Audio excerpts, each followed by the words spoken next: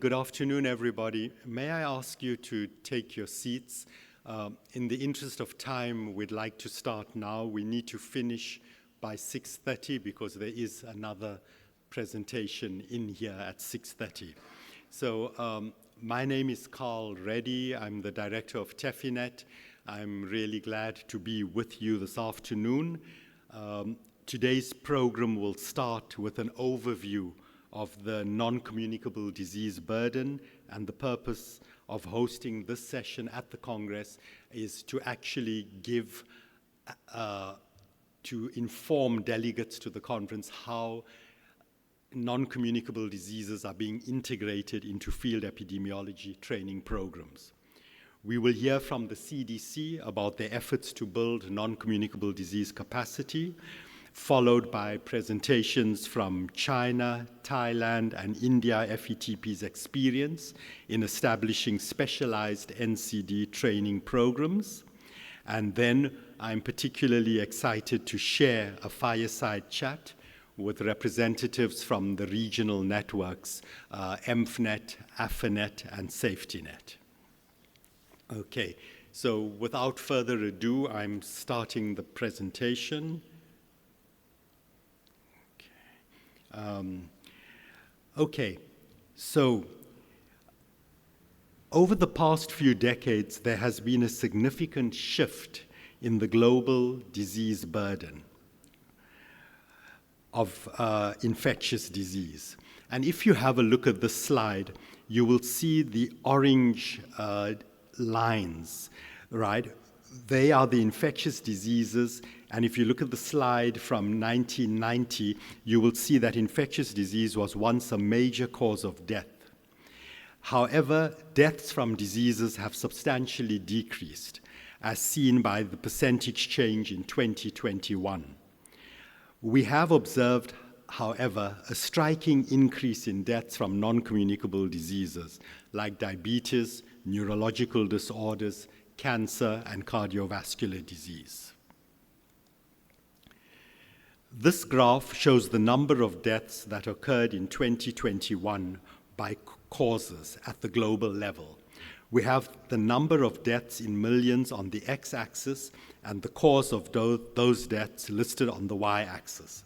Here you will see that cardiovascular diseases are the #1 cause of death globally, responsible for more than 19 million deaths around the world, followed by respiratory infections and cancer. This slide shows the number of deaths that occurred in 2021 by risk factors associated with deaths at the global level. We have the number of deaths in millions on the x-axis and the risk factors associated with deaths listed on the y-axis.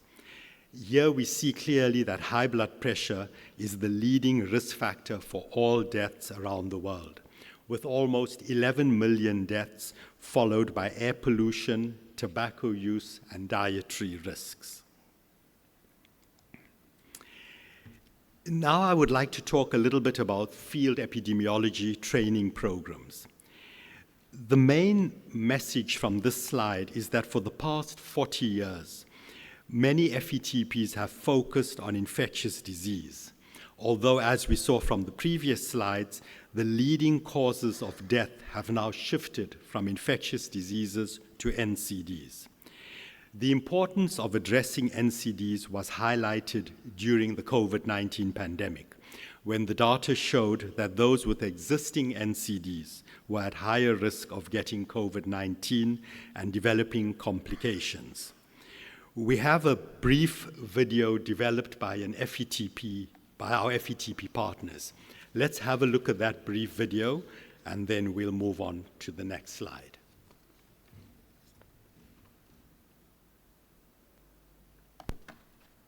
Hi, I am Qaiser Mukhtar, bringing you greetings from the U.S. Centers for Disease Control and Prevention in Atlanta, Georgia. I'm joining you with my colleagues, Dr. Sushma Acharya from the CDC Foundation, Dr. Zhang from China FETP, and Dr. Fenthini from the Thailand FETP. Dr. Acharya and I will highlight the CDC's global efforts, key achievements, and best practices that have contributed to our success. Dr. Zhang and Dr. Fantini will showcase NCD tracks in China and Thailand. Before we start, I want to thank Dr. Reddy and the conference organizers for highlighting NCDs at this important gathering.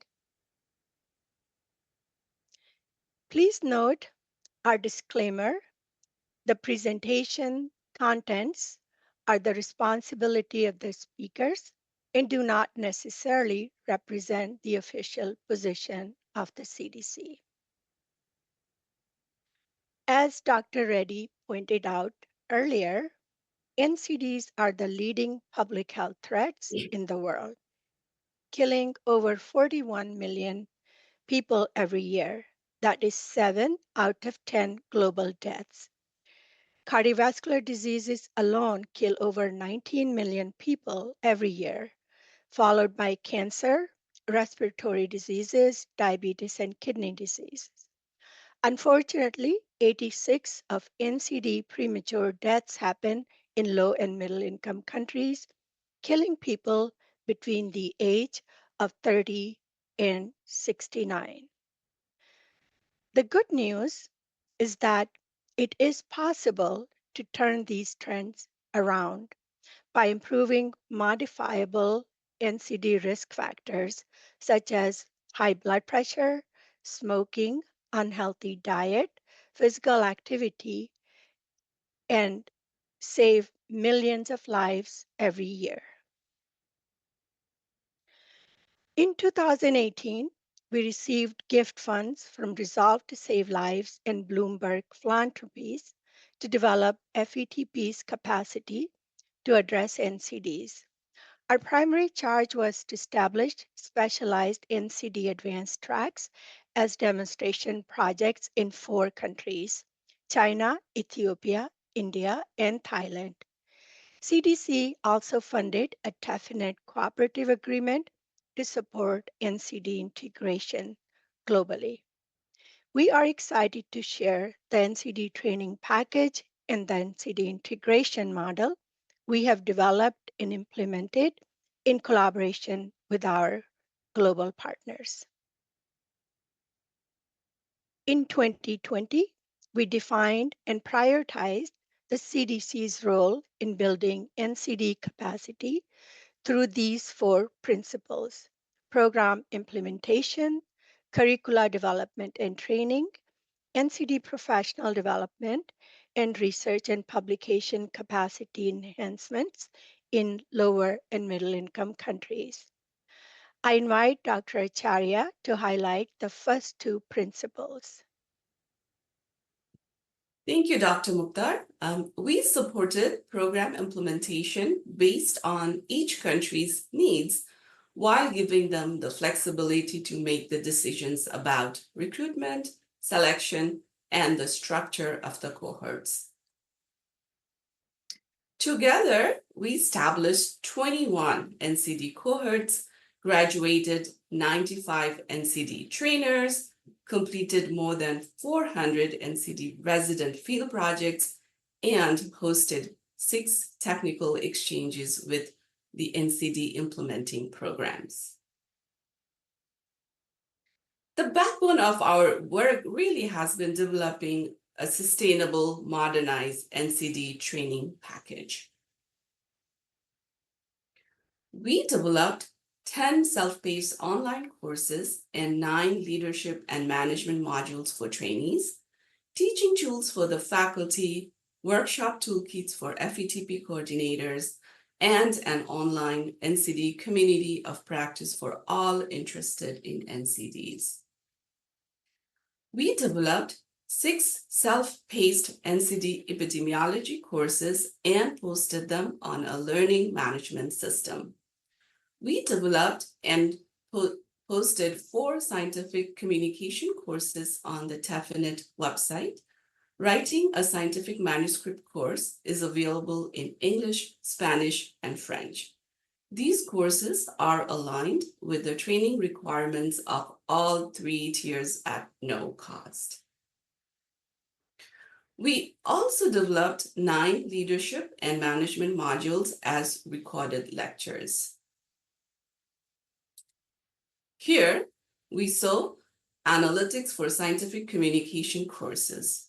The high volume of visits and downloads from hundreds of countries indicate that self-paced courses are well received. Here, we saw teaching tools developed for faculty by FETP tiers and competencies. Case studies with 2 asterisks are available on the TEFINET website in multiple languages, including French, Spanish, Portuguese, Arabic, and English.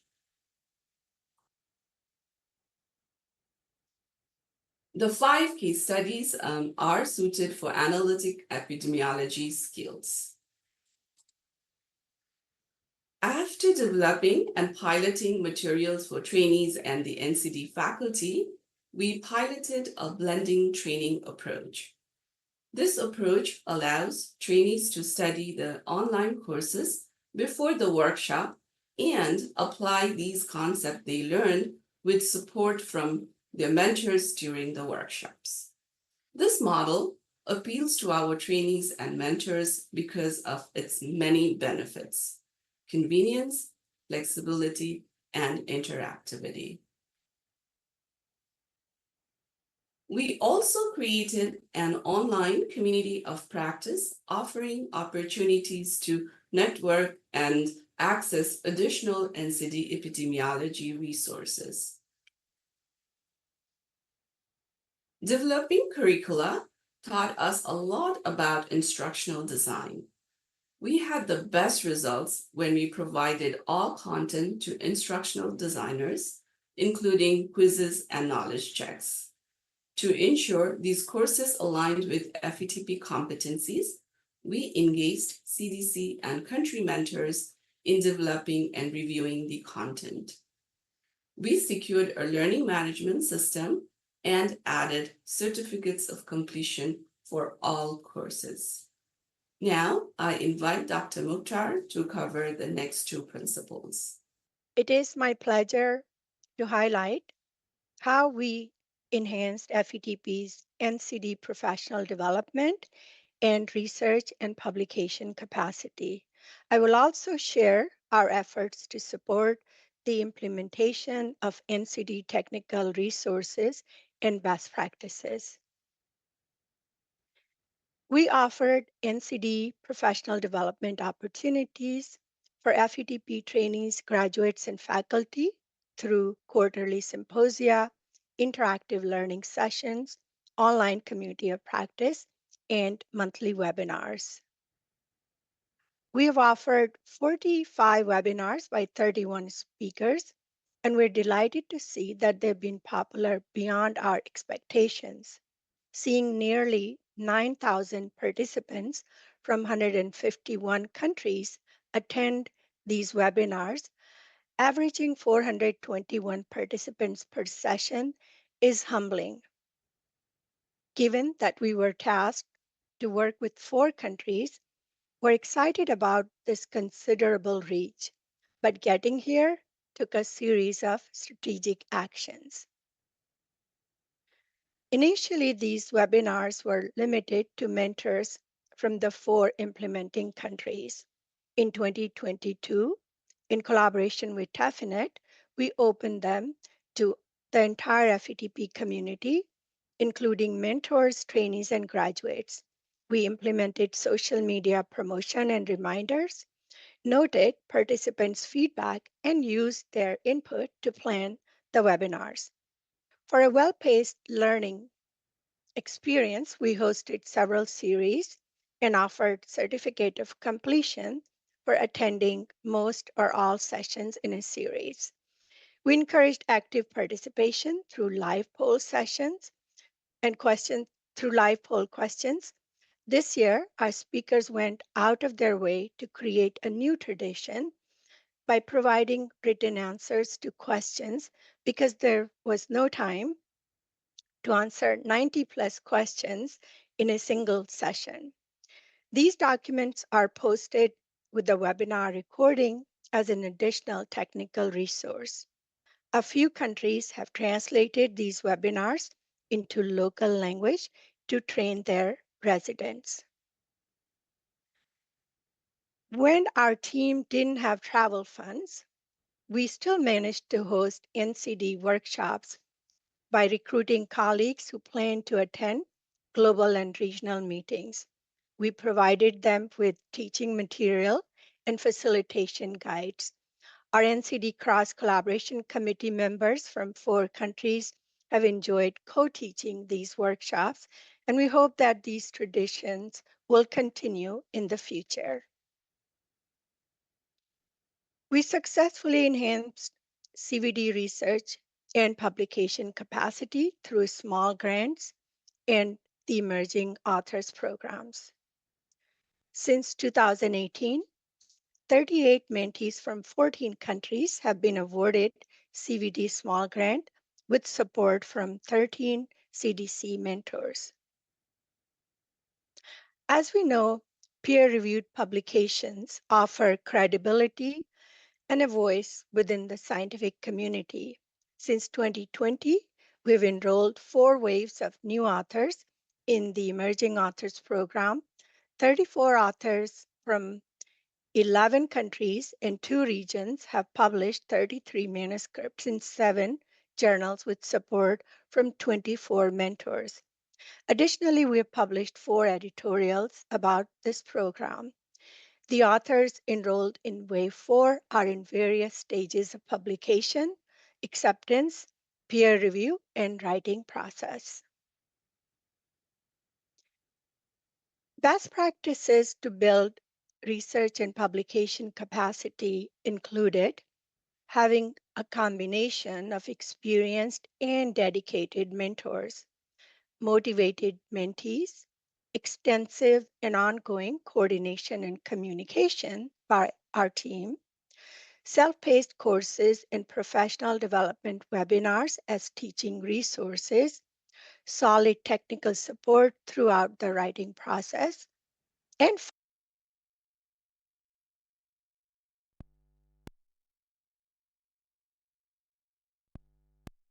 hi, I'm The photos in the bottom are the first cohort opening ceremony.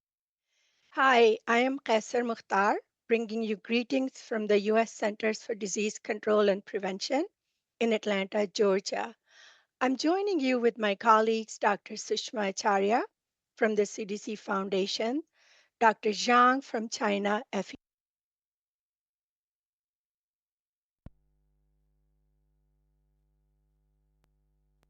their residents. When our team didn't have travel funds, we still managed to host NCD workshops by recruiting colleagues who plan to attend global and regional meetings. We provided them with teaching material and facilitation guides. Our NCD Cross Collaboration Committee members from 4 countries have enjoyed co-teaching these workshops, and we hope that these traditions will continue in the future. We successfully enhanced CVD research and publication capacity through small grants and the Emerging Authors Programs. Since 2018, 38 mentees from 14 countries have been awarded CVD Small Grant with support from 13 CDC mentors. As we know, peer-reviewed publications offer credibility and a voice within the scientific community. Since 2020, we've enrolled 4 waves of new authors in the Emerging Authors Program. 34 authors from 11 countries and 2 regions have published 33 manuscripts in 7 journals with support from 24 mentors. Additionally, we have published 4 editorials about this program. The authors enrolled in Wave 4 are in various stages of publication, acceptance, peer review, and writing process. Best practices to build research and publication capacity included having a combination of experienced and dedicated mentors, motivated mentees, extensive and ongoing coordination and communication by our team, self-paced courses and professional development webinars as teaching resources, solid technical support throughout the writing process, and funds to cover the CVD small grant data collection and journal article processing fee. We led monitoring and evaluation by creating a program logic model, identifying indicators, setting up a system to monitor program progress, and creating feedback opportunities and summary analytics so we could make adjustments for improvements. While funding was the foundation for establishing these programs, innovation, problem solving, and solid partnerships are the key to the success of our efforts. We thank our country programs, TAFINET, and global partners for mutual learning and solid collaboration. In 2018, when we received gift funds to establish NCD tracks in 4 countries, we knew this opportunity had a time limit. With a vision to create a sustainable NCD training model that would live beyond the funding cycle and be accessible to all FETPs, we explored ways to do more with diminishing resources, and we did not hesitate to take a non-traditional path outside the box. In 2020, we shifted from a didactic to a self-paced online teaching model.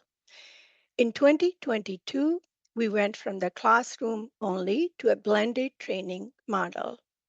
We recognize that training the trainers is more sustainable and efficient. Our gift funds end in about 5 days. And even if we had funding for another 5 years, supporting one NCD track and one FETP at a time would be ineffective. So this year we made another strategic shift and engaged 3 regional networks through the TAFINET to carry this work forward. And they agreed that the training the trainers is the way to go. TAFINET hosted a regional network kickoff meeting at the EIS conference in April, and they have been busy since then. Regional networks have already demonstrated their influence and reach. Since April, they have trained 41 trainers from 21 countries. The number of requests to access online EPI courses has grown from 4 countries to 51 countries within a few months since engaging the regional networks. Building FETP NCD capacity has taught us that NCD integration can take many forms and shapes depending on the country's capacity and needs. We saw variations even within the 4 demonstration programs. Every country started with advanced specialized NCD tracks, which Ethiopia and China plan to continue. India, on the other hand, established 3 advanced cohorts and decided to add national and state level intermediate cohorts, while Thailand switched to an integrated approach, which we will hear about shortly. During this funding cycle, we created a comprehensive multi-component NCD model is implementing specialized and integrated NCD cohorts, CVD small grants, emerging authors program, and various professional development opportunities. But Interested countries can implement one or more of these activities with or without a specialized NCD track. We recommend that at a minimum, FETPs invite residents, graduates, mentors, and partners to join the online community of practice on TEFI Connect, where they can access various NCD epidemiology tools and network with others interested in NCDs. Now, we would like to take a few minutes to show you the TEFINET NCD resources webpage, where you can find information we have just shared with you. We thank TEFINET for creating this webpage on the TEFINET library to house FETP NCD resources. Here you can find the overview of the NCD model we developed in collaboration with 4 countries and many global partners. Let's take a minute to look at the new webpage together. The website is organized by 4 principles we mentioned during our presentation: program implementation, curricula development and training, continuous professional development, and research and publication capacity building. If you go to the right of the page, you'll find links to the country overview to learn more about their work. The web page has in-page navigation, making it easy to find specific items. For example, under program implementation, you will find a summary of our program indicators and success stories.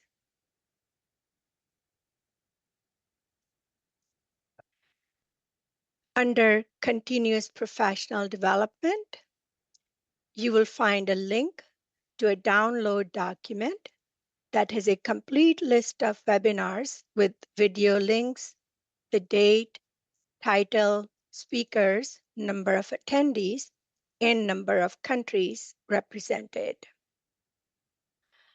Under research and publication capacity is information about the EAP and CVD small grants. We will now visit our curricula development and training page. Here, we feature the NCD training package. For trainees, you will find description of the NCD epidemiology and scientific communication courses with titles, learning objectives, and how to access them. Please note that the scientific communication courses use infectious and NCD scenarios, and they can be used by all FETPs. The same is true for the optional leadership and management modules. Now for the faculty, you'll find a list of case studies by competency with learning objectives and a list of supporting materials. Please note that most case studies come with a facilitator guide, participant guide, and PowerPoint slides. The toolkit for FETP coordinator include everything they will need to host a hybrid workshop. So the purpose of creating NCD resource page is to have a place for all FETP NCD resources in one place. Please use this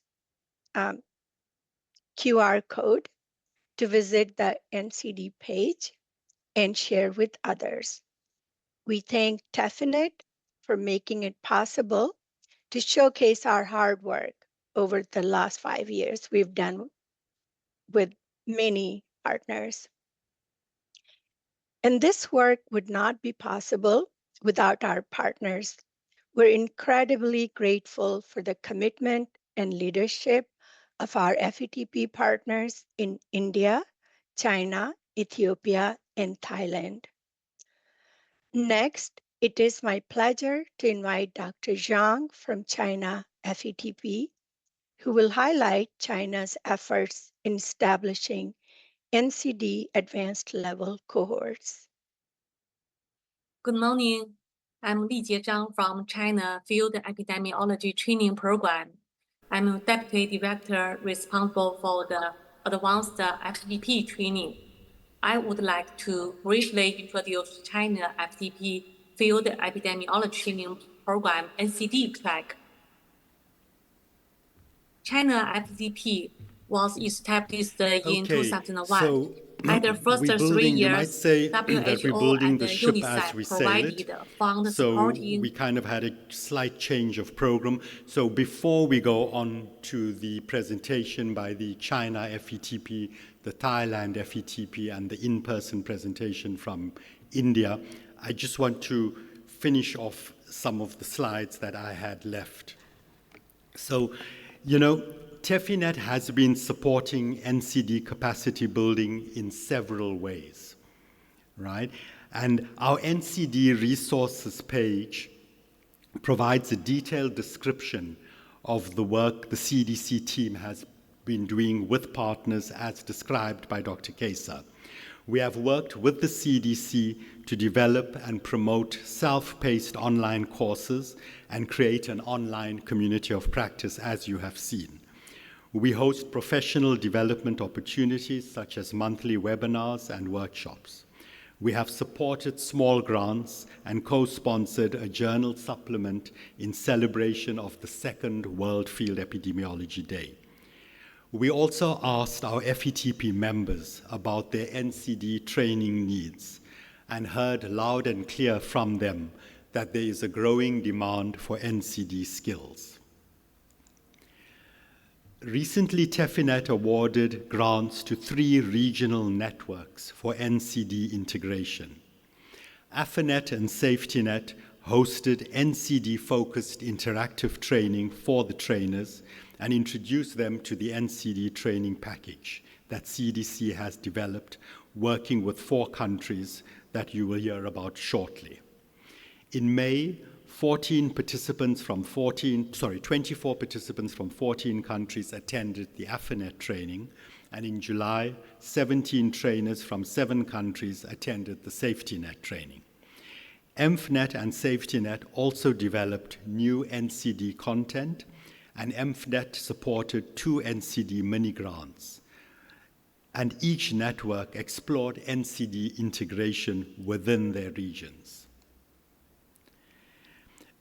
Regarding opportunities and challenges for NCD integration, there is universal agreement on the need to build NCD skills and enhance the NCD surveillance system across all the regional networks. Most trainers expressed enthusiasm about the NCD training package and the blended training approach that CDC had implemented. They also found that the NCD technical resources were robust yet practical, and blended learning was suitable for busy professionals. It's exciting to know that having piloted NCD technical resources, best practices, and the experience of the 4 implementing countries have positioned other FETPs to address NCDs as well. Whilst a few FETPs seem ready to establish specialized NCD tracks, the regional networks recommend that FETPs engage stakeholders, explore funding opportunities, build NCD mentorship, and integrate NCD modules into the core curriculum before they establish a specialized track. This slide is blank because one of the purposes of presenting the session at World Congress of Epidemiology was to actually leverage off work that has been done by our various partners and stakeholders here at this conference, and to obviously move forward building stronger collaborations and learning from each other's experience. So, you know, with That being said, I invite participants in this session to engage with the representatives that will soon be on stage for the fireside chat from MFNet, AFNet, as well as SafetyNet, to explore ways in which we can collaborate and leverage off each other's experience. Okay, so we will now go on to hear the experience of the China FETP, followed by that of Thailand, and for India FETP we have Dr. Morgan in the audience, and then we will move into our fireside chat. Thank you. And this work would not be possible without our partners. We're incredibly grateful for the commitment and leadership of our FETP partners in India, China, Ethiopia, and Thailand. Next, it is my pleasure to invite Dr. Zhang from China FETP, who will highlight China's efforts in establishing NCD advanced level cohorts. Good morning.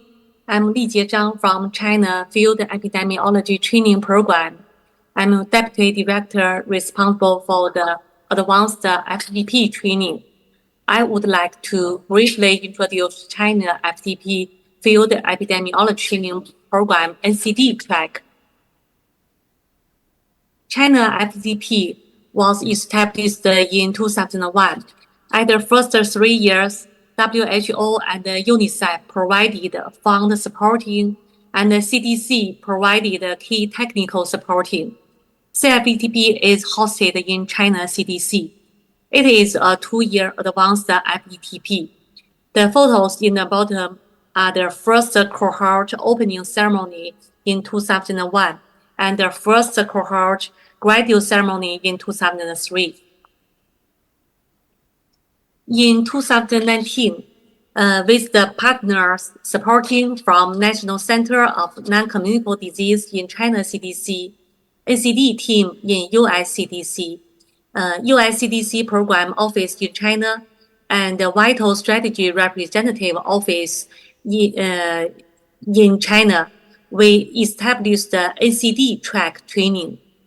NCD track training aims to build technical capacity in NCD epidemiology, surveillance, and response in China. The NCD track prepares trainees with skills to design actionable NCD prevention and control measures, which they are now applying to benefit local communities. Up to now, the China FTP NCD track has lasted 6 years.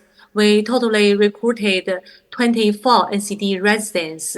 Among them, 17 have graduated, and they are working in 10 provinces in China now. Currently, there are 7 residents are under training.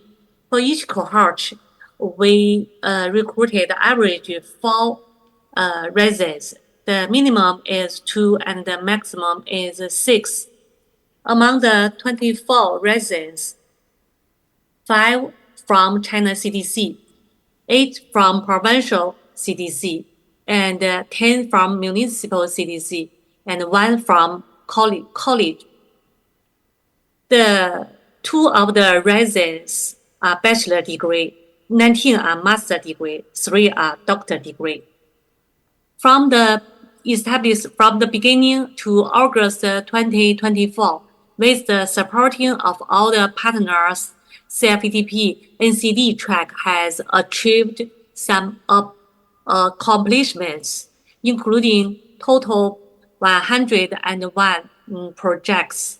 Among them, 97 are NCD projects, 18 are cardiovascular disease projects, 13 are hypertension projects, and 7 are SALT projects. There are total 53 surveillance projects, 2 surveillance system evaluation projects, and 2 program evaluation projects.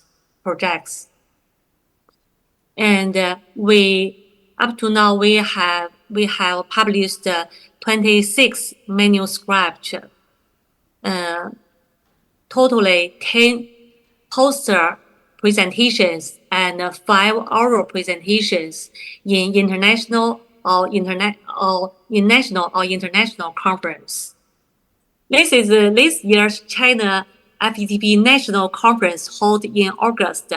There are 3 poster presentations and 1 oral presentation from the currently training NCD track residents. For China FTTP NCD track program, we have the following highlights. The first is with the supporting from US CDC, we have developed NCD training materials for the 3 NCD track workshops each year. And we have built a qualified NCD track mentor team. Now we have a total 15 NCD mentors from China CDC. The third is we have developed a cooperation mechanism among all the partners, including the following 4 partners. And the fourth is that we are developing online training courses for mentors in collaboration with US CDC. And we are conducting a 5-year impact evaluation of NCD at the TB track. For the online training course for mentors, these 2 photos show the 5 models of the online training courses, including FETP introduction, mentoring, reports writing, communication, and scientific writing. Each color is 1 model. All these models, the materials are developed together by cooperation with US CDC expert team.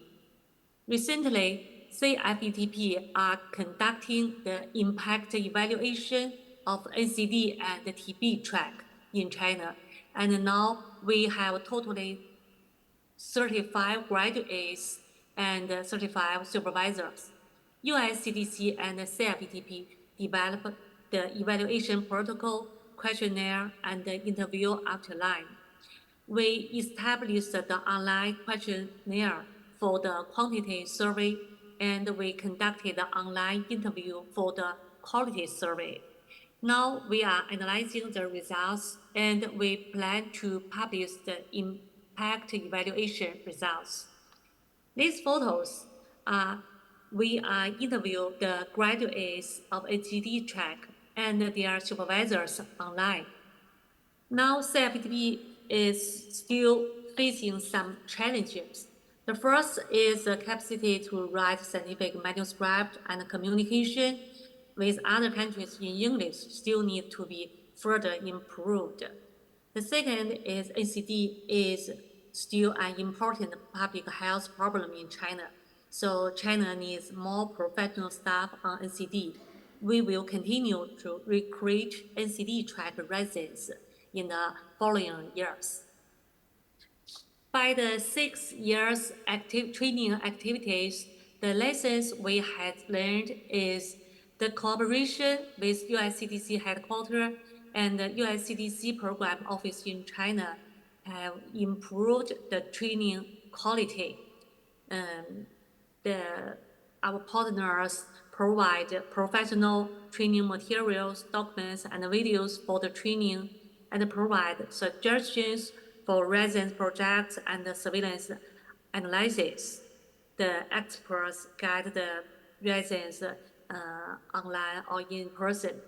Monthly, we have the communication meetings on the NCD track between US CDC and China CDC to promote the training quality and to push all the activities on the NCD track training. And especially the quarterly symposiums hosted by US CDC improve the communication with other countries on NCD track. All these activities improve the training quality of China FTP NCD track.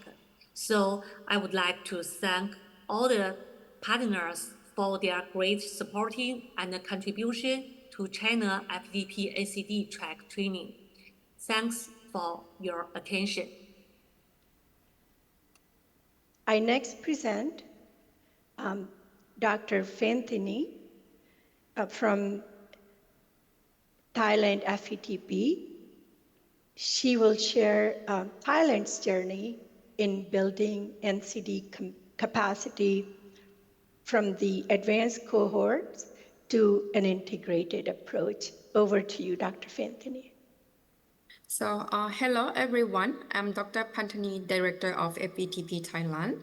It's an honor to be here today to share how we are integrating non-communicable disease into the Field Epidemiology Training Program in Thailand. In 1980, the MOPH Thailand, WHO, and the US CDC jointly established the two-year Field Epidemiology Program under the Division of Epidemiology. We officially launched the FETP NCD track in 2016, a few years before receiving the Resolve to Save Life grant in 2018.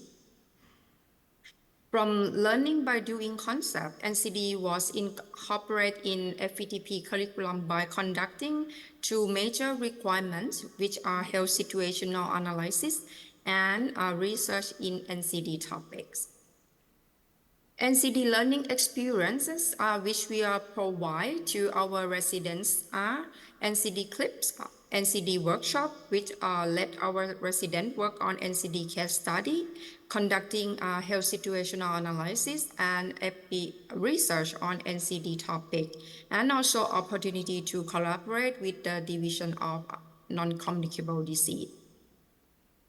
With help from Global NCD team, USCDC, we translated 12 NCD clips in Thai language, which cover these NCD topics. We decided to post the clip on the DOE Department Division of Epidemiology YouTube channel because the content is in Thai, allowing it to reach a broader audience and benefit more people.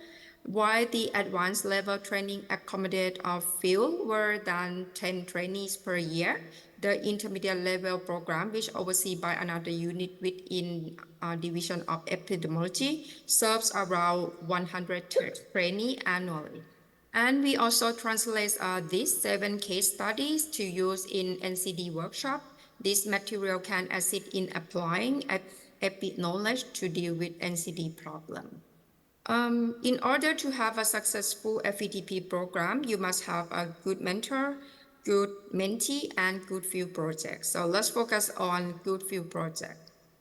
Our project based on Thailand data, burden of NCDs is quite big in Thailand. NCD was accounted for 70% of all deaths, and nearly 1/3 caused by cardiovascular disease. And we know that hypertension is one of the major risk factors for cardiovascular disease.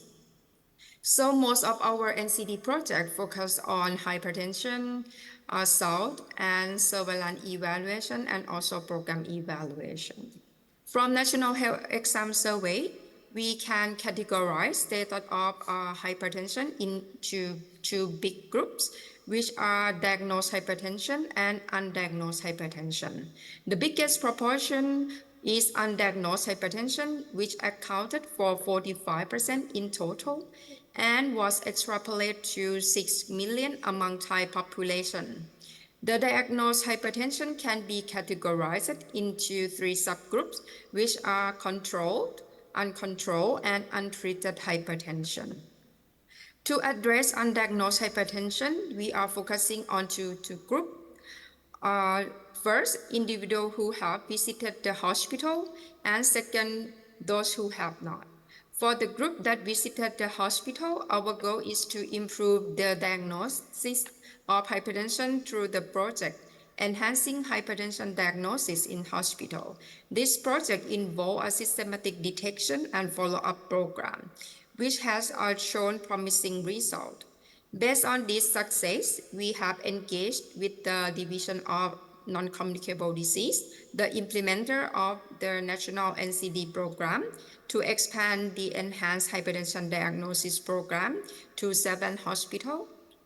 However, after evaluating the hospital-based hypertension screening program in these 7 hospitals, we encountered an unfavorable outcome due to poor implementation of the systematic detection and follow-up program. To address this issue, we have initiated a new project titled Raise Blood Pressure and Undiagnosed Hypertension in the Health Data Center. This project aims to overcome the manpower challenges associated with implementing systematic detection and follow-up by utilizing coding and electronic systems to identify patients with suspected hypertension. For undiagnosed hypertension patients who have not visited to hospital, we try to explore the characteristics of this group by analyzing National Health Exam Survey data to identify the target group for specific intervention.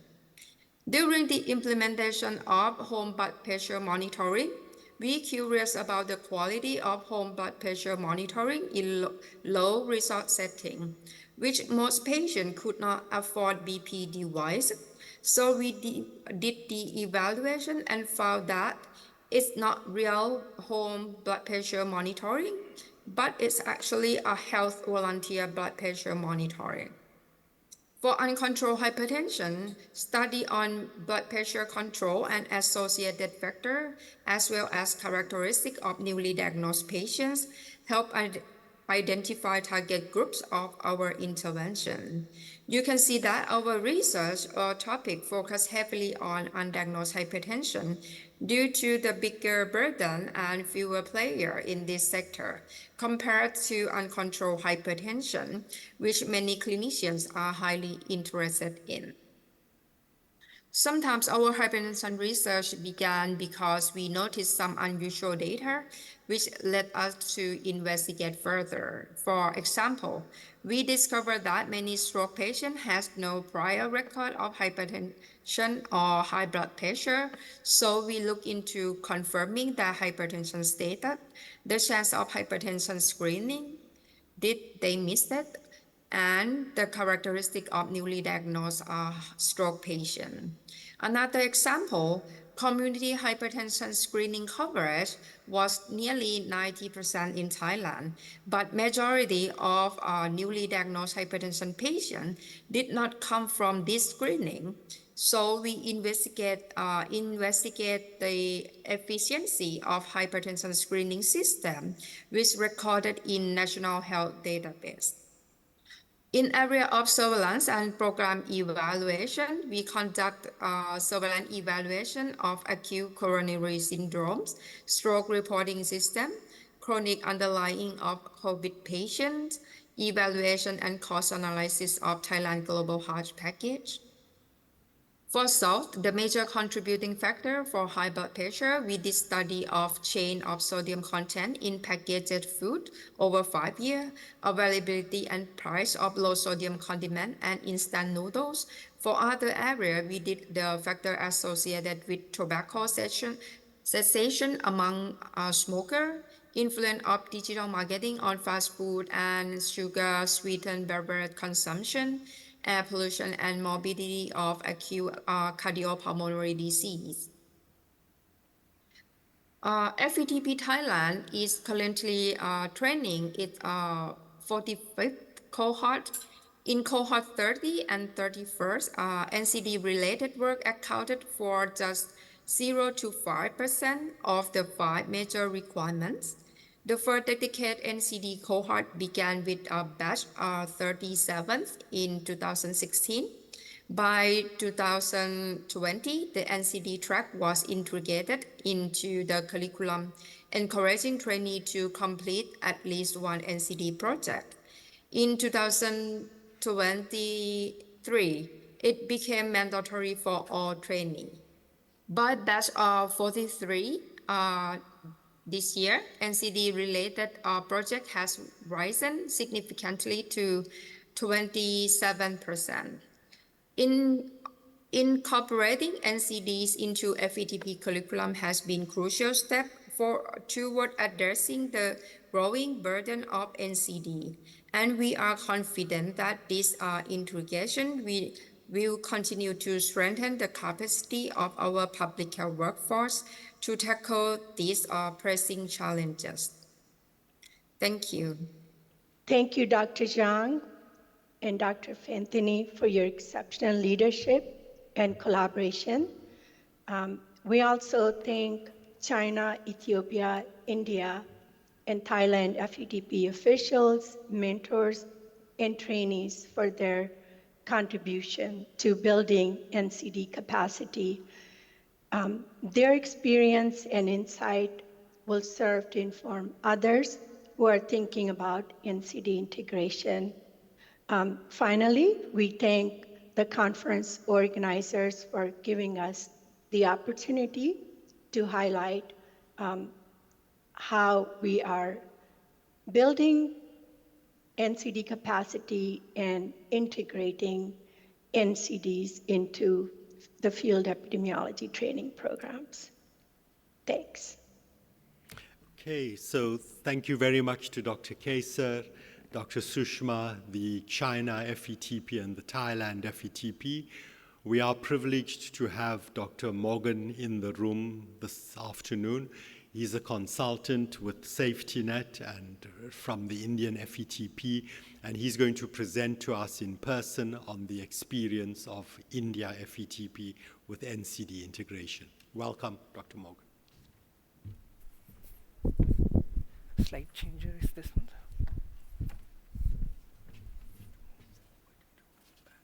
Okay, thank you.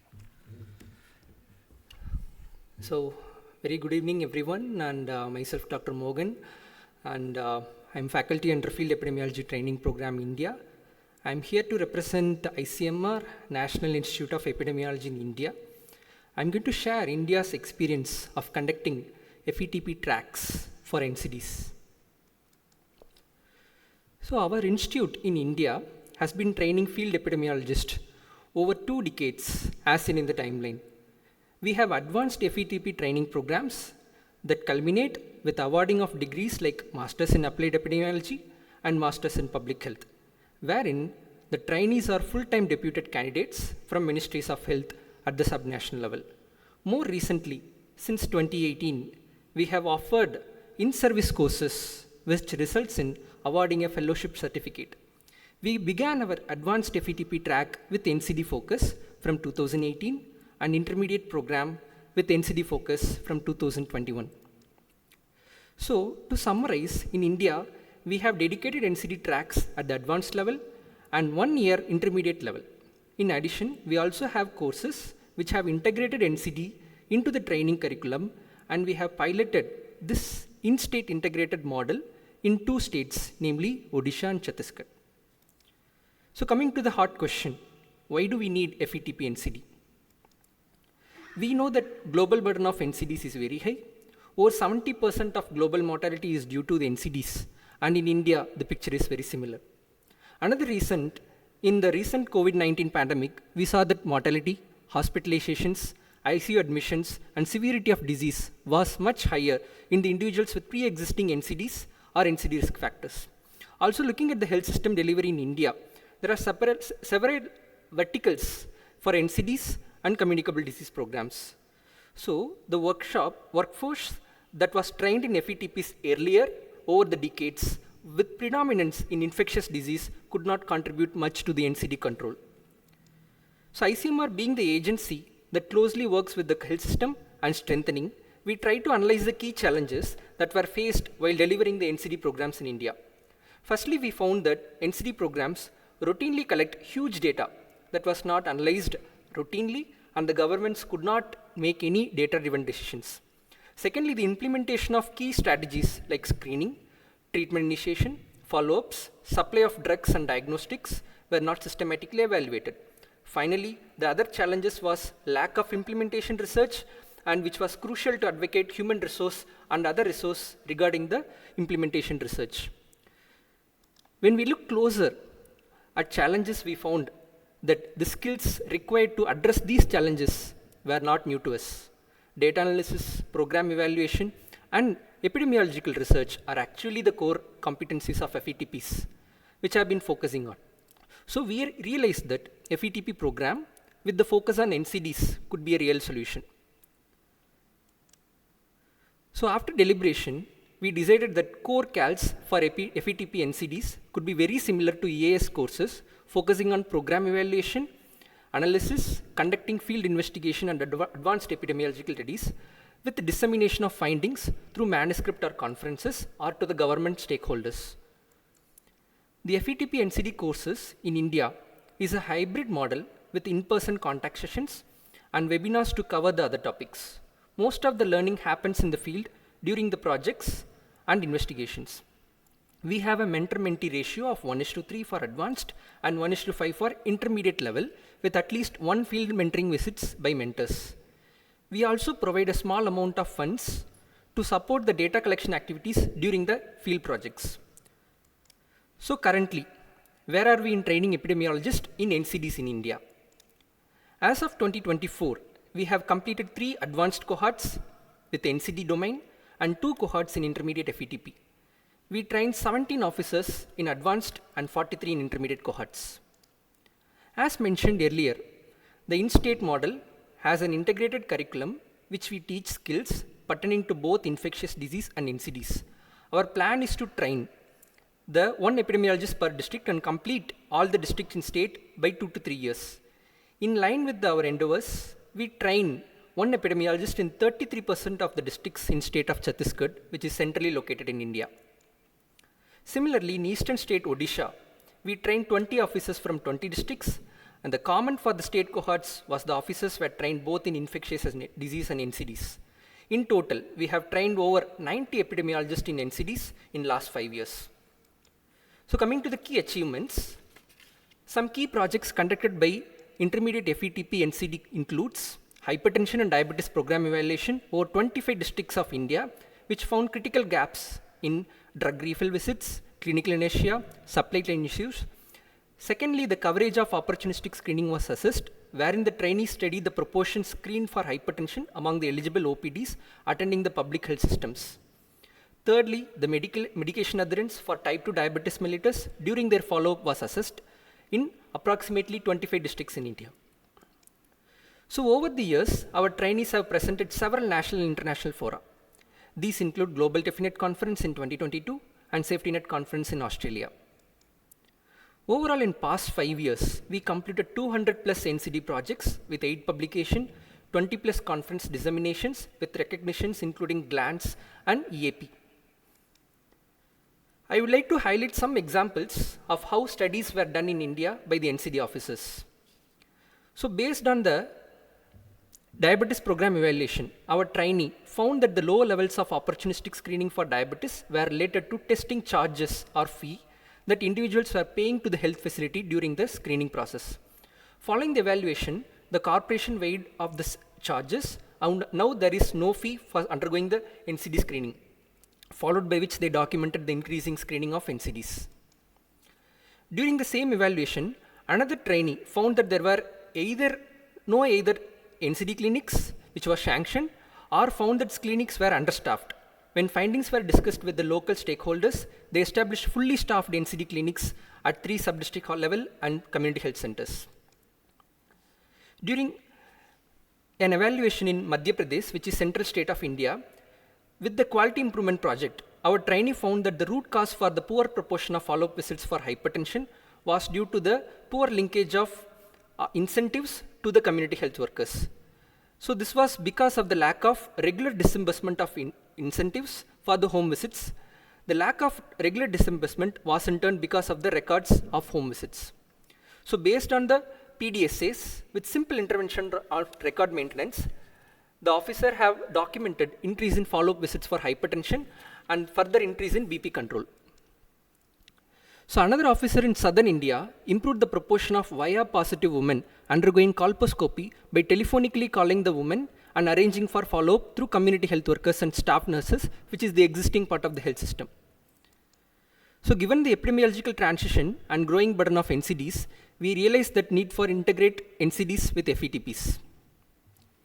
So therefore, we worked closely with the CDC headquarters, Kaiser and team, and our regional partner, SafetyNet, to integrate FETPs in Southeast Asia region.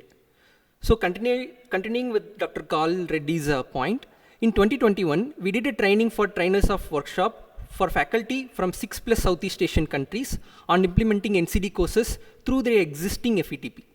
Also, we developed NCD course case study for evaluating diabetes programs in lower middle income countries based on our experience and the context specific domain.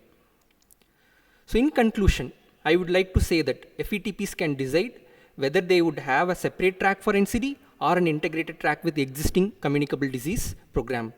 This would be based on the training needs, disease burden, program priorities, and the availability of resources, including mentors and placement sites. We would like to reiterate that CDC headquarter team under Kaiser has prepared a lot of materials that we have discussed previously. So most of these course materials and case studies are developed on the Definet platform. So with this, we hope that the experience from India FETP would help you to think about integrating NCDs into the FETPs. I thank the organizers for providing me this opportunity to talk about our FETP NCD experience from India and from ICMR Chennai. Thank you.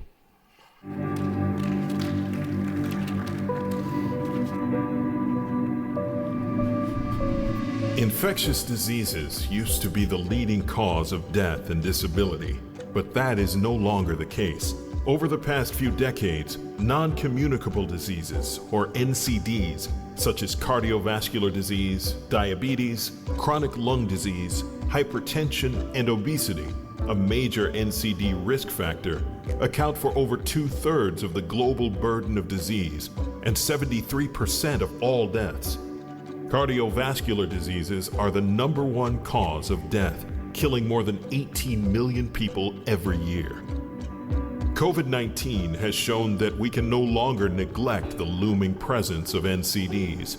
Looking at what we have learned thus far from COVID-19 studies around the world, people over 60 years of age and people living with NCDs have a substantially higher risk of becoming seriously ill or dying from COVID-19. Additionally, interruptions in healthcare have made the problem worse.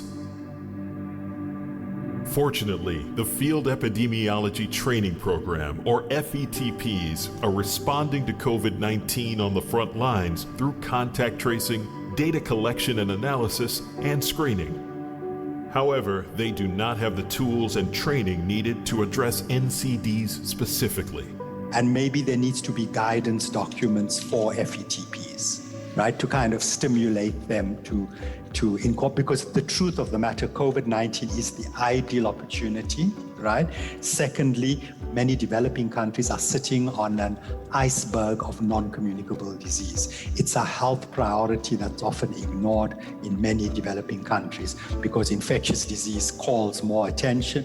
We need more data on the impact of COVID on the people living with non-communicable disease, and that is one of the gaps we have identified. I think it's for the experts, it's the case definition, or what variables will be included that would be definitive for the NCD. So we need really to integrate these variables in our present surveillance system so that not only will we be able to monitor those that are already sick, it is entirely possible that we will be able to catch or identify those who don't know that they are already sick. And that is a very important service that we could give them.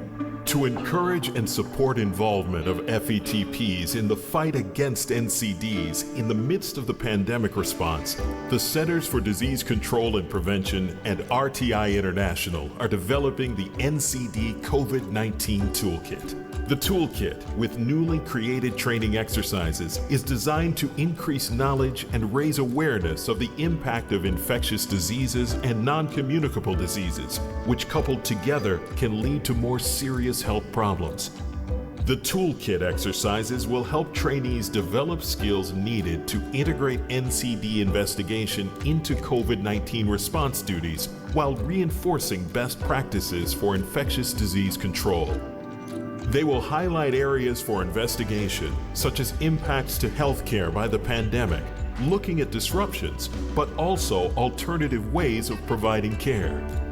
I mean, I think that it's always helpful to have examples of investigations that can be done, looking at either entities amongst patients that are infected with COVID, but also the impact of disruption of healthcare services amongst those that are being managed. So, how are they getting multi-month scripts? Are they getting telemedicine services? How are they managing their hypertension or diabetes during this major interruption to the healthcare system where they're being told not to come to the facility because of the risk of COVID? So, I think tools to help them investigate the outcomes of that disruption of service would be helpful.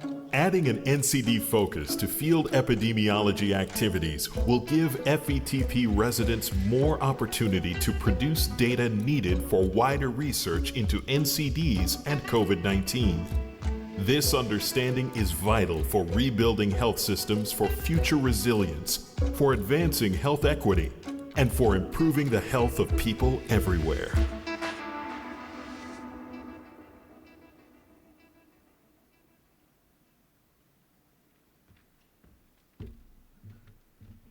Okay, thank you very much for your attention. We are now moving into the last part of this afternoon's session. It's my pleasure to welcome Dr. Patrick Nguku on stage. He's representing the AFINET Regional Network. Patrick, please have the first seat. Next, I'd like to invite Dr. Ruba Al-Suri from EMFNet, the regional FETP network based in Amman in Jordan. Ruba, please have a seat on the second chair. And then the last member of the fireside chat for this afternoon is Dr. Shri Divya, who is a graduate of the India FETP and is currently working as a fellow for SafetyNet, the regional network in Asia. Please join me on stage, Dr. Shri Dev.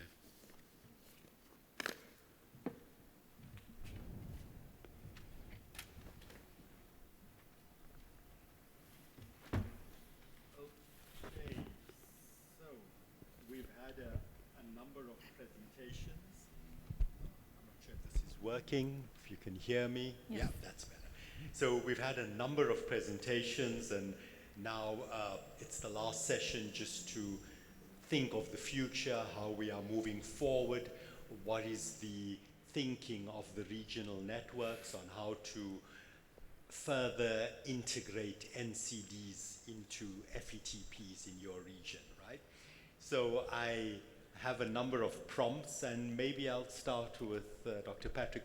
I'm not sure, are you feeling cold? Should I throw more wood on the fire? Or do you need a blanket for your knees? All right. Okay, so, Patrick, what are the ways to integrate NCDs before establishing specialized NCD tracks? What ideas do you have for integrating NCDs into FETPs in your region before actually considering a specialized track? Thank you, and I hope I can be heard.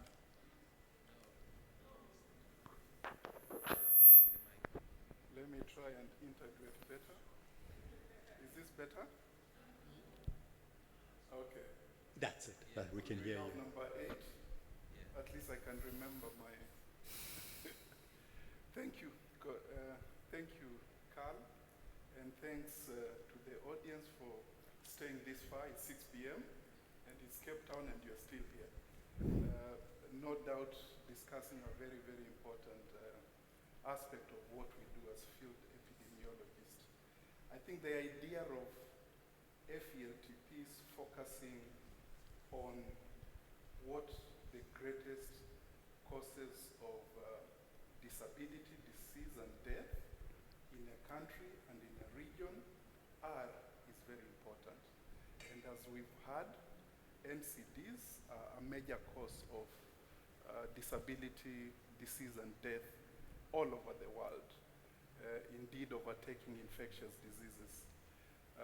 As AFINET, African Field Epidemiology Network, we focus on supporting FELTPs in the sub-Saharan continent to make sure that FELTPs are of quality, but more important, are addressing the issues that are important in public health in this region.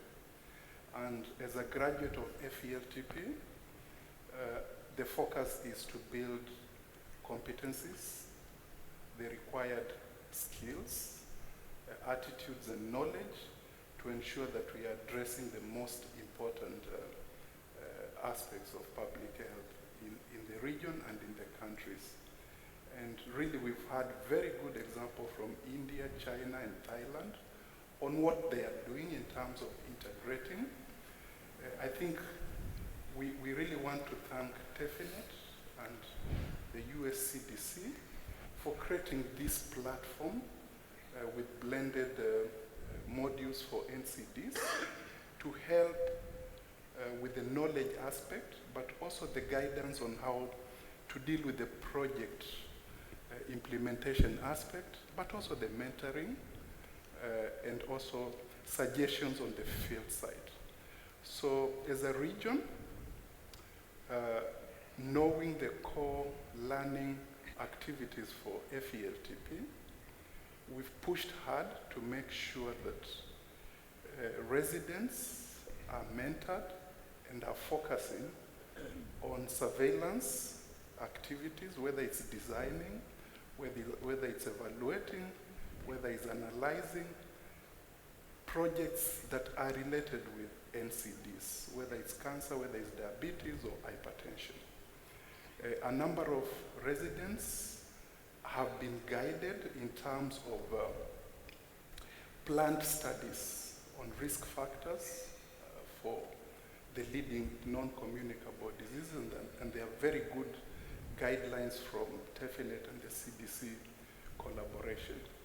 I think the other aspect is documenting and publishing these findings. It's very important as our African countries are discussing on the UHC benefit packages that we provide data to support some of the decisions, because UHC is about what is the available data and the dialogue and the decisions that follow. And if countries are pushing more of the NCDC intervention packages, then that's beneficial to the country. And I think FELTP pushing availability of evidence that to support these decisions is important. I think the final aspect I want to bring up, Carl, is a number of our graduates are becoming public health leaders, and in a number of countries, you'll find that graduates of FELTP are indeed division or department heads of non-communicable disease units. And that's very important, because as FELTP, we have to think about the production, but also the utilization and influence part of FELTP. So even as we integrate in the training, we have to make sure that our graduates have the required leadership competencies to lead these divisions and influence practice and policy to make a real difference in public health, whether it's from a prevention point of view or a mitigation point of view. I hope I've done justice to you. Thank you so much for a very comprehensive answer, Patrick. And I was going to ask Dr. Ruba, from your region, do you have any other examples to add about how FET NCDs are being integrated into FETPs? Is it working? Yes, okay. So thank you, Carl, for your question, and thank you, Dr. Patrick, for your highlights. Actually, it became very obvious the risk of NCDs and the prevalence of diseases. And maybe it was mentioned in the early morning that it causes around 80% of deaths in our region. So we at IMFNET started establishing many initiatives to address the NCD risk. And it targets mainly the public health professionals and the FETPs in specific. So we established the NCD Research Center, and which focuses mainly on enhancing the capacity building and research initiatives for different FETP residents and graduates as well. And we have many projects that we are working with FETP, and here I'm talking about the FETP graduates. So we are working with FETP residents and the graduates, but I'll focus here on our work with the FATP graduates as well. So we worked on also developing the NCD implementation research toolkit, and I think it was mentioned in the presentations, and we managed to convert it into online to be available for all public health professionals and especially for FATP. So actually addressing this need through continuous discussions with the countries, with the FATP directors and advisors, to see how we can really discuss this issue, how we can improve the country's system, how FATP can be used.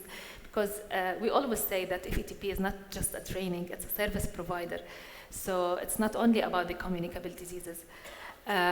We offer many tools and initiatives to raise the awareness of NCDs through webinars, through providing policy briefs and other tools available on the EMFNet electronic library as well. Recently we conducted the key informant interviews with the FATP directors to discuss the needs and the gaps, because at the end of the day, we need to see the needs, the country needs, and how we can really deal and adapt with the country needs. Thank you. Okay, and that's very interesting to learn, because clearly the EMFNet region is facing a lot of challenges. Yes. I mean, there's a lot of conflict, there's a lot of dissent, so it's very interesting to see the approach. And, in situations of migration, in situations of conflict, patients with NCDs often fall short, are left out. And we saw that during COVID-19, how patients with NCDs couldn't access their checkups and their treatment because the medical services were overwhelmed with COVID-19. Right? I'd like to go to Dr. Sridivya now. It's not all a bed of roses, right? What are some of the challenges regarding NCD integration into FETPs that the safety net region has experienced, and what are some of the potential solutions? Yeah, thank you, Dr. Karl, for this question.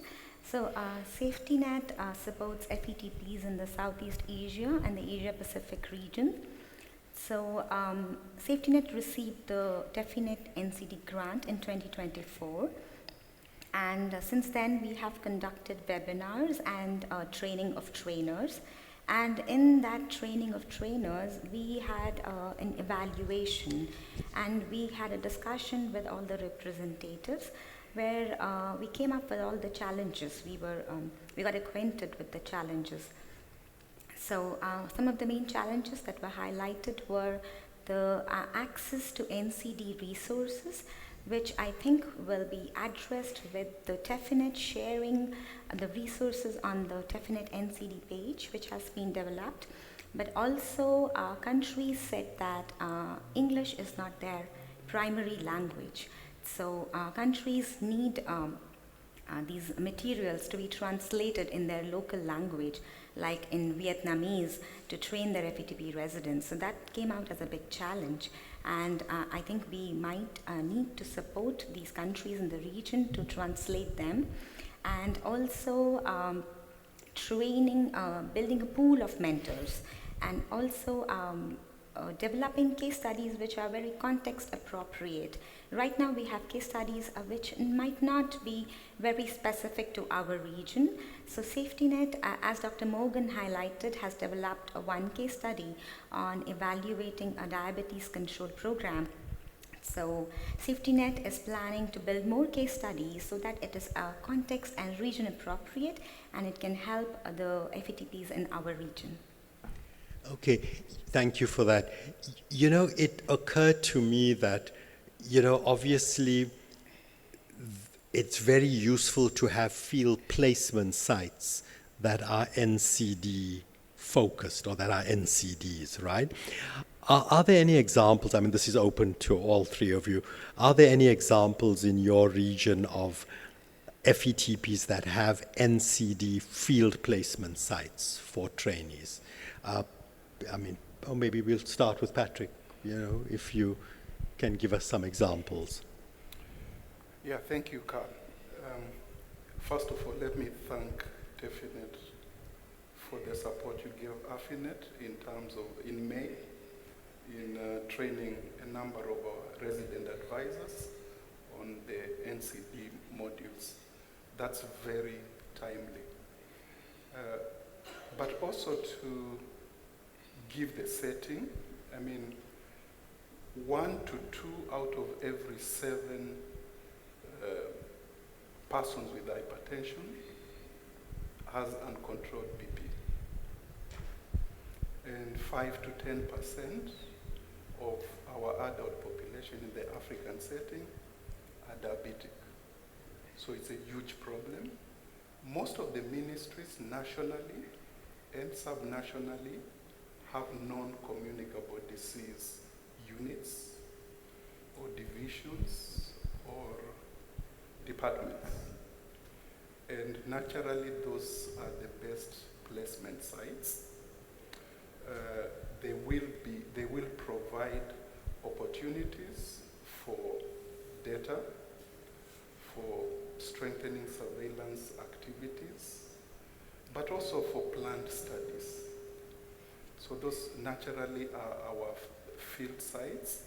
What we need to think about is how to improve the mentorship and supervision capabilities of those field sites to ensure that our trainees have the necessary approvals and access to data and are seen as part of the team working there. And I think we have very good examples. As I had said before, a number of countries now have graduates who are heading these units, either nationally or subnationally. And that helps a lot, because then it's the same language of count, divide, compare, but also make a difference. So that's important. And again, thanks to the mentorship and the program management and the other modules that you've developed, those are also very useful in terms of enhancing the learning capabilities and opportunities for our trainees. I think the problem is there, the sites are there. Now is how to move the needle in terms of dealing with either prevention or detection or responding to this really big burden of illness. Thank you for that, Patrick. You know, given that the majority of FETPs are housed in ministries of health and national public health institutes, there are a few FETPs around the world that are housed in universities. So the thought crossed my mind, and maybe Ruba and Shri Divya can share, are there sites, potential NCD field placement sites out of the Ministry of Health that, you know, that offer potential for field placement, non-MOH, but NCD sites? So, if you allow me, yeah. Okay, so I'll highlight first from the countries, from our experiences with the countries, that they all are eager to integrate or add NCD component into their running FETP. And you know, as you mentioned, that the countries and the EMR vary from the maturity of the health system, from the registries available, and all these matters. So the implementation and the actual work differ from country to country. To be honest with you, acting away from the MOH, I don't have a clear example, because FETP is mainly hosted by MOH. So, and that's the main challenge actually when we are planning to integrate NCD or creating a special track for NCD into FETP. What countries did, and I can recall some experiences from the people on the ground, that one of the group projects, especially in the intermediate FETP or advanced FETP, are tailored to address the NCD needs. And several discussions were held how to use how to build on the work done in the countries, like the stepwise survey, how you can identify some needs and utilize these needs through the field projects on the ground. And so you can, by the end of the day, when you submit your requirements and publish your paper, you'll be able also to generate evidence and to try to change the policies or provide recommendations at least for the policies at your country. Okay. Do you have any examples from Asia? So I would like to, So I'd like to add that within the Ministries of Health, we have placed our residents in not just NCD division, but also in climate change, which deals with air pollution and heat. And also outside the ministry, we have occupational health. So we have this whole big group of employees, State Insurance Corporation, which insures employees within the country. And all these employees who are insured have these specific hospitals they go to. So we have one of our residents who had done a study on the occupational health of chronic respiratory diseases within these hospitals. So that is one example of placing somebody outside the Ministry of Health. And within the ministry also there is a resident who is doing a lead survey of occupational exposure to lead. So these are some of the examples. Okay. Well, you know, that's really interesting. I know in the South African case, the South African FETP has a collaboration with UNISA, is a university in Pretoria, and they have a violence and injury unit.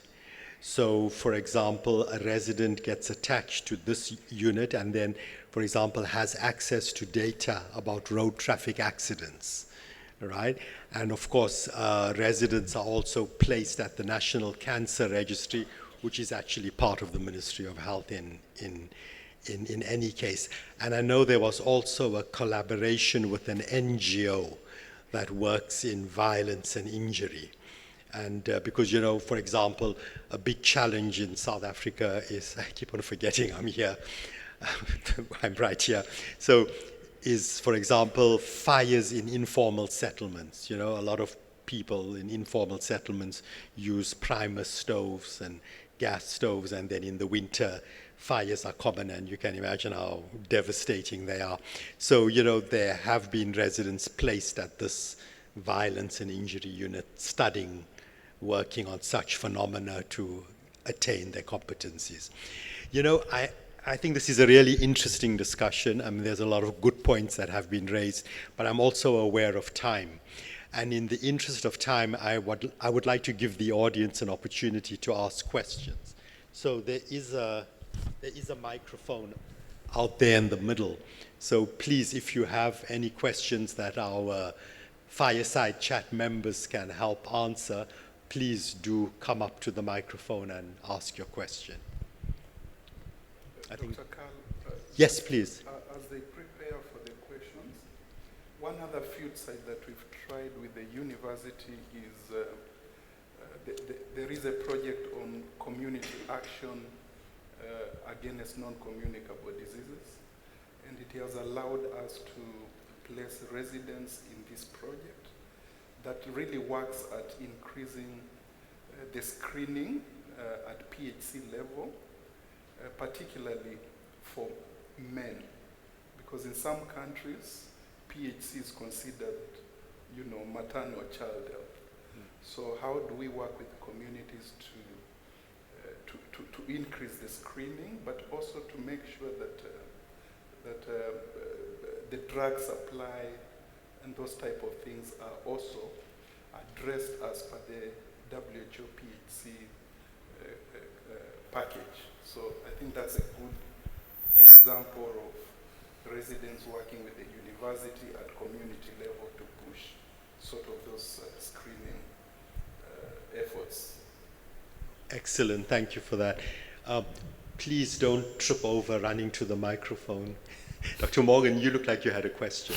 No? Okay.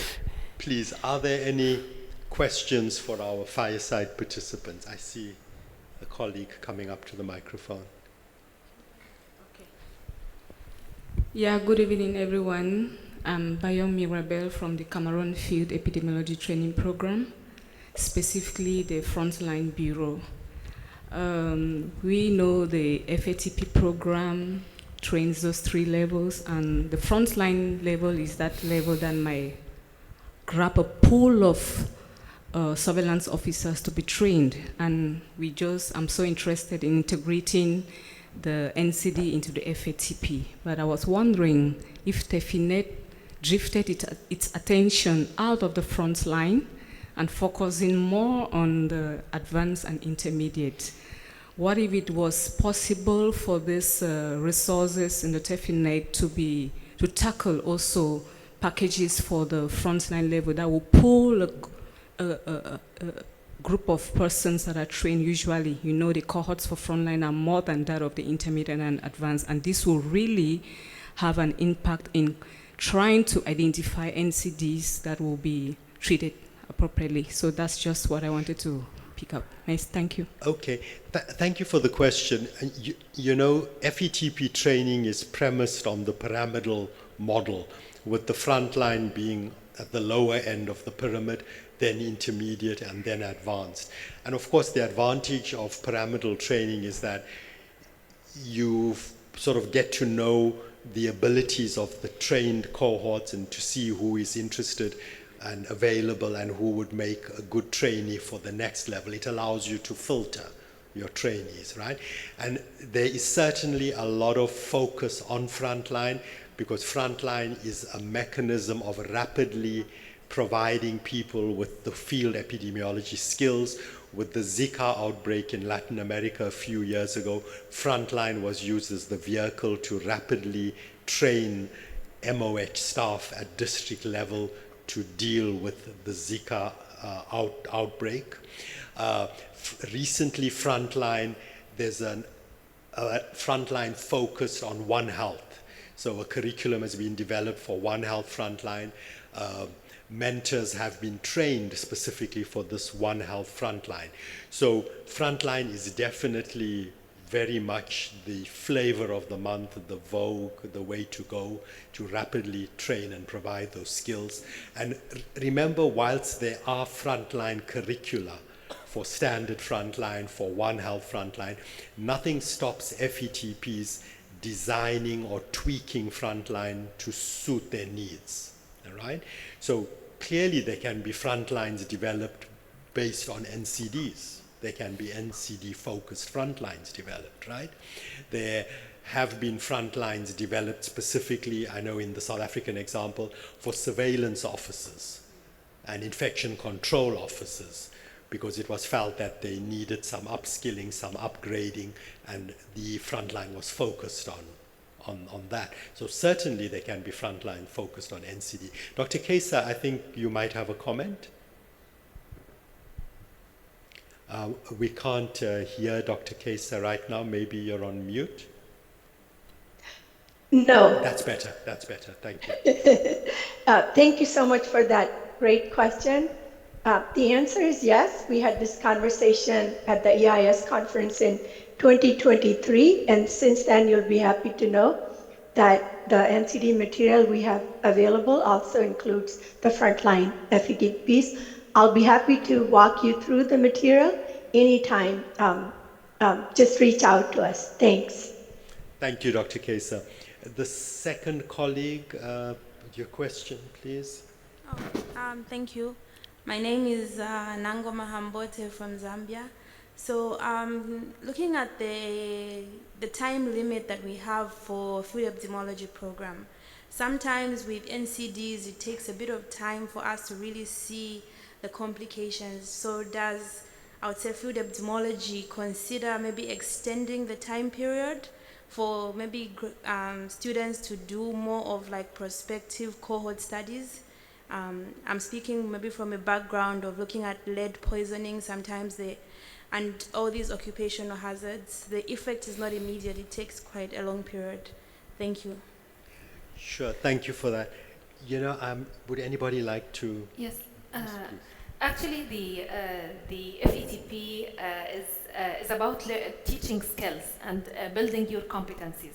So from the field projects that has limited time, as mentioned, you can do your research or study retrospectively and seek the risk factors, and so you should select the best type of study that fit into the program schedule. However, when you learn the skill, you'll be able then to implement it anywhere, anytime, in any other context as well. Yes, sure, Patrick. Yeah, and let me add, FELTP is about lifelong learning. So as the emphasis has been in this conference, we live in a complex world. So questions that you generate as a student, as a resident, you can continue with those type of projects even after. Yeah. Yes. Thank you for that. I'd like to give our last speaker a chance to ask a question. Right. Thank you very much. Good evening. I want to Dr. Ashikeni Matthew from Nigeria, EPISON, as the Epidemiological Society of Nigeria. And also I work in the university in Nigeria, Abuja. And I want to congratulate Patrick and the rest of you for the good work you are doing, not only in infection control, but also now we are looking at non-communicable diseases, and the burden is quite on the increase. And like Patrick observed, most of the cases we see are newly diagnosed, newly diagnosed cases in the field. And I foresee a lot of need to build our health system to make it better.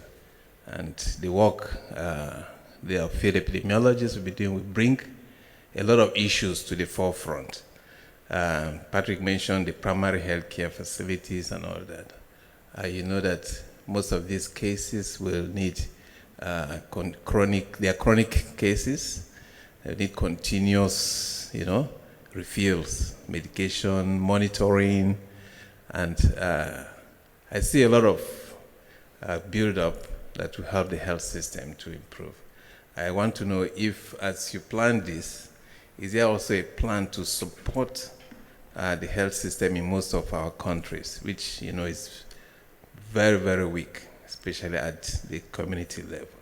So is there a plan to also support the health system to be able to, withstand the burden that will be, revealed from the work we are going to do? We will now begin to see actually the number of cases that will need care and support, and there will be need to look after them for, that long period. Yeah. Thank you. Thank you. I can see Patrick is dying to answer, but before Patrick answers and we give our other colleagues a last chance, one of the objectives of field epidemiology training is workforce capacity development, right? And FETPs, in that sense, strengthen health systems, right? They provide staff with the necessary skill sets, right, to do their job better, to strengthen the health system, and of course to ensure global health security. As we've seen with globalization, an outbreak in one place moves very rapidly and can become a pandemic rapidly. So very quickly, I'm just giving our colleagues a chance to respond to the last question, and then we need to end the session. So who would like to go first? Patrick. Yeah, thanks, Prof. I think workforce is one of the blocks that we touch, but I think also FELTP touches the leadership and management piece, as well as the health information systems, quality, and what have you, but also the service delivery in some way. So FELTP is a health system strengthening effort. I think that's one point. The other point is the advocacy piece. I think with data, then you can advocate better for preventive interventions, for financing, but also community outreach. So those are the two aspects I would look at what Prof has raised. Thank you. Okay, so maybe I just go back because we have a few minutes, I know, and I wish we have much time to just discuss the results from the key informant interview and see how we can really address the gaps and the challenges mentioned by the countries in the AMR. However, just maybe for the question about the frontline FETP, if I can just refer back to it, we have recently established FETP in Qatar. You know, the disease burden in Qatar is mainly about the NCD, not the communicable diseases. And we started with the frontline FETP. So as the first cohort, when we were planning for the implementation, they were thinking how we can integrate NCD into this basic FETP. But you know, it's a 3-month program, so we don't want to overburden this training program. So what we did is to include customized case studies, to add NCD-related modules to explain to the frontliners about the NCD surveillance system, and to address the target audience, to select them from the NCD departments as well. And the plan now is to have a special track for FETP NCD in Qatar. The second thing that I want also to highlight, that we are also working on having an FETP mental health training program. And I think maybe in Africa they already did such a training program. So also mentioning all the factors in the region about the conflict, the crisis, so we need really to address the mental health as an issue. And here we're not talking about an FETP NCD track in general, we are focused on one area. So there are many ways actually to integrate NCD into FETP, and of course we can have more and more discussions to support our countries actually based on their needs. Thank you so much for that, Dr. Ruba. And our last comment goes to Dr. Shri Divya. I wanted to address the thing about how FETPs contribute to health system strengthening. So I wanted to highlight one example from India. So we had this FETP trainee who was placed in climate change department, and at that time we had just 2 centers in our country monitoring the acute respiratory illness in context of air pollution. So it was about 4 to 5 years back, and he identified in his surveillance system evaluation gaps in data quality, which were then corrected, and the second FETP trainee after him got a CVD mini grant from Definet, which allowed her to add the cardiovascular disease burden surveillance with the air pollution. So it was monitoring the amount of cardiovascular admissions and deaths in selected hospitals and combining that with the air pollution data of those cities. And it was again added on by the next trainee who set up this surveillance in many other cities, and then also did, because the data quality had improved based on the previous trainee's input, it then built up, and she could do spatiotemporal analysis on the air pollution and give inputs that not just from the air pollution, it was taking the input on air quality indicator. So the input given was we should not just look at AQI as a whole component, but all the sub-components like the particulate matter, the ammonia, and all the other components should be individually looked into. And she also digitalized these components. So now we have air pollution and heat monitoring across 130 cities in India and in 100 districts, and it monitors not just cardiovascular disease and acute respiratory illness, but 20 other diseases, and it has an integrated platform. So this is an example of how over the years FETPs have added on by doing small projects and evaluations and strengthened our health system. Wonderful. Thank you so much to my colleagues, and thank you so much for your attention. And please, over the next 2 days of conference, our colleagues from the regional networks are around and available, so please feel free to chat to them about further NCD questions that you might have. Thank you very much, everybody. Thank you. Thank you for the ABC as well.